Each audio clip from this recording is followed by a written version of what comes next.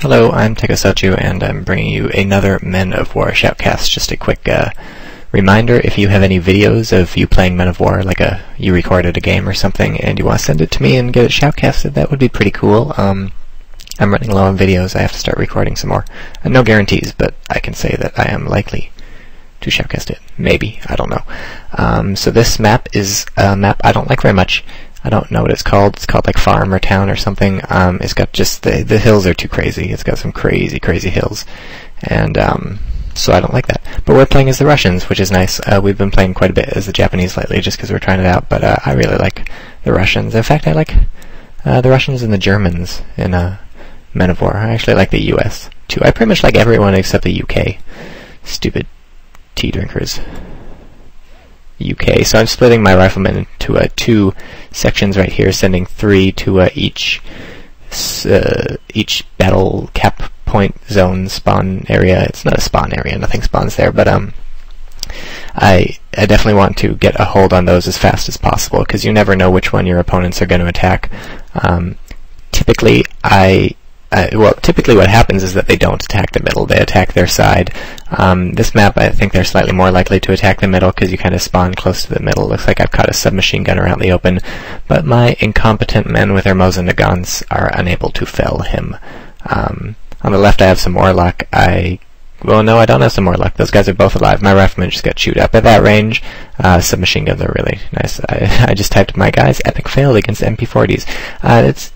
That's really how the balance works in this game. Unless it's at far range, where riflemen are the only ones who can hit, the balance typically goes to submachine gunners, and obviously the closer you get, the more the submachine gunners become worthwhile. It's just because they put out way more bullets, and they just have a higher chance of hitting. When you bring in a semi-automatic rifle into the mix, like an SVT-40 or a G43 or a Garand, which the Americans get on their basic infantry, then you have a better chance of killing submachine gunners, even if you're kind of close. But in general, riflemen are not the most effective fighters when it comes to infantry fights. I still prefer them, though. Well, I don't prefer them, but I mean, they're cheaper, and they're cheaper by 1 point. It might not even be worth it to buy riflemen. I just do it because I feel like I should have some riflemen. And to be fair, they are better at long range. At this range that we're shooting right now, I think you can assume riflemen will win. Although, with the Russians, your submachine gunners, since they're pupushkas or whatever, with 71 bullets in the clip, they just keep firing forever, and it doesn't matter how often you hit or how much you miss at any range, you can just keep firing, and eventually you'll hit. And of course, this doesn't help much, because my guy with the Mosin-Nagant is missing too. That's the Russian rifle. But so I go into direct control to see what's up, and it turns out there's a hill in the way. Go figure. One of the reasons I don't like this map. Too many hills. In fact, that's the only reason I don't like this map. It's just gigantic hills. If all the hills were about 30% as tall, I think it'd be a fine map, you know. But the hills tend to funnel people. You get funneled into the left. I don't know why I opened up my mission objectives. They tend to funnel people into the left, the middle, and the right, and I just don't like that.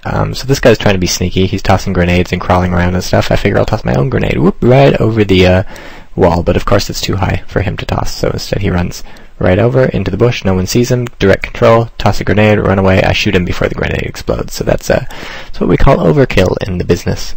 What is that? That's a Puma or something. Or no, AT gun near mid is what I typed. I don't know.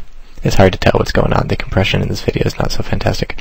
What can I say? It's my computer. What you gonna do? This thing gets run through Windows Media or Windows Movie Maker like 6 times before you see it, or something ridiculous like that. So now I'm scavenging this dead submachine gunner dude. I hit the take everything button. I didn't quite need to do that, because take everything takes pretty much everything except like their helmet, and I don't need his submachine gun bullets, because I don't even have a submachine gun. That's one of my riflemen. Even if I had a submachine gun, I probably, well, no, then it'd be a good reason to pick up his bullets. But with a rifleman, if you do want to take their gun, you actually have to find the gun and pick it up. The gun will not be on their corpse. The gun will be lying next to their corpse. You hold down tab, it will highlight items, you click on the gun. It's really not as difficult as it sounds, if it's sounding difficult. But I hit the take all button just because it's faster, and frankly it doesn't matter that my guy's carrying another 100 rounds of MP40 ammo, because it's not a big deal. So that's a Panzer 3. Right there, Panzer 3. Kind of like a Panzer IV, except worse in every way. It's got a funny little gun and ugly little chassis, but it does have side skirts, so careful, do not fire at the side skirts if you have a bazooka or something like that. The side skirts are designed to deflect those heat rounds, or not deflect, but you know, make them ineffective. So do not aim for the side skirts. There's inevitably parts of the tank that are not covered by the skirts. Aim for that. And we have this tank coming up on my submachine gun, so I'm telling them to hide in bushes because I'm hoping, best case scenario, the tank drives by the bush and I chuck an AT grenade. Worst case scenario, I just don't get shot, which is fine. But this guy's gonna get screwed. He's been spotted, so despite having just looted a bunch of stuff from the dead Germans, nothing's gonna come of that. So this guy's doing something which is a good idea. He's supporting his tank with infantry. You see, he's got a Panzer III, and for all he knows, and in fact this is correct, I have nothing over there that can hurt a Panzer III. But he's not just driving in with his Panzer III and shooting everybody. He's sending an infantry squad along with it so it can screen for the Panzer III and catch my men, and he's already caught a few of my men. Now I'm in direct control shooting some people. A lot of people, I assume, don't like to use direct control for infantry fights, and you really don't need to do it. If you feel like it, you can just let your infantry do it. But I find it's very, very fun to use it in direct control, especially for submachine gunners or machine gunners, as long as they're not stupid, and as long as they're any good at the, I shouldn't say stupid, as long as your micro's not so bad, you'll be just as effective, slightly more effective sometimes than the AI, just depending on, you know, how good you're aiming, whatever. If you play a lot of first-person shooters, maybe it's worth it. So I'm sneaking my rocket launcher guy from bush to bush. This is dangerous because you see how the bush kind of moves when my rocket launcher guy moves into it? The opponents can see that. Everyone can see those bushes moving, even if they can't see the people doing it. See, this is why I don't like this map. That Panzer III is stuck in that tiny little corridor, and it's giving me the perfect opportunity to, boom, ambush it. And you see I hit it from the back and from above. Those are both directions where side skirts will not save you. They aren't on the back, and they aren't on the top of the tank. So those are good ways to hit a tank with a heat round like that from the bazooka. But that's why I don't like the map. It funnels people into corridors. But yeah, the bushes, they will rock like that. They will shift slightly when someone moves into it. And you can see that even in the fog of war. And if you ever have a free 10 seconds or something, definitely take a look at those bushes. Look for areas where you think your opponent's going to be approaching from, and look at the bush. And if you see the bush move, you know someone either passed through it or is hiding in the bush. You can't know whether they ran through or if they're chilling there now, but you have to be worried about that. My Allies got a bunch of light tanks over here, which worked okay against the Puma, not so hot against the Panzer IV that came out there. And we have lost all 3 points, if you notice. I'm trying to... why am I opening that? I'm trying to take back the points. I'm trying to take the middle and the left. I sent a squad of riflemen to the left, but they just got owned. I was hoping my tank was going to support him, but my tank did not support him. And I have another squad of riflemen coming up in the middle. Typically when I get pushed off the entire map like this and things are looking bad, there's 2 things you can do. If your opponent has set up a defensive line and you're really screwed, then you have to go into, like, you have to plan something out. You maybe buy assault infantry or a tank, or especially some artillery, and start slowly taking back piece by piece the ground that you have lost. But if what happens is you just get pushed off by some successful assaults that your opponent makes in various areas, but they haven't really set up like a whole rigmarole, they don't have like AT guns hidden in bushes and stuff like that. If all they have is just a bunch of people around who have recently killed your people, I usually go into panic mode and I just buy a couple squads, send them in, and hope I get lucky. Maybe a tank or something. You see, I'm in panic mode. I've sent a rifleman squad, a submachine gun squad, and of course the earlier rifleman squad, which died. And this is why panic mode does not always work. Sometimes your opponent has their shit together, and you can't just run in with infantry and take it all back. But sometimes you can, which is what I've done in the middle.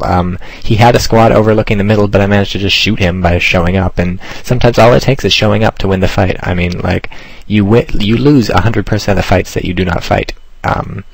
Whoop. Hetzer drove too close and my rocket launcher was still there.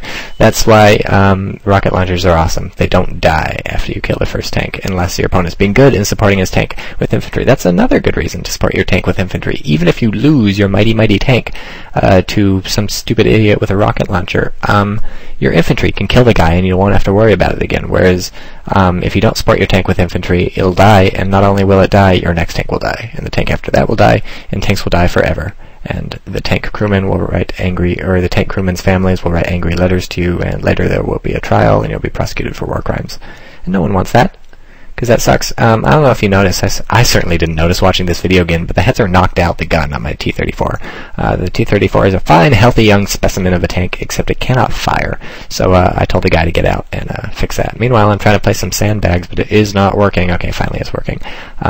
Placing some sandbags around bushes like this gives your infantry a place to hide from enemy fire if he knows you're there and you need to mount a defense, and placing it near bushes gives you a place to hide, like literally hide, if your opponent does not know you're there.